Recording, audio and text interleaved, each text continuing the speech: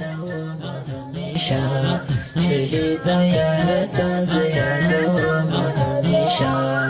زړه په سر زخمي کړم جانانه ستا یادو د حورو مجلسونه ستا غواړم سر زخمي کړم جانانه ستا یادو د حورو مجلسونه ستا غواړم همیشه د حورو مجلسونه ستا غواړم همیشه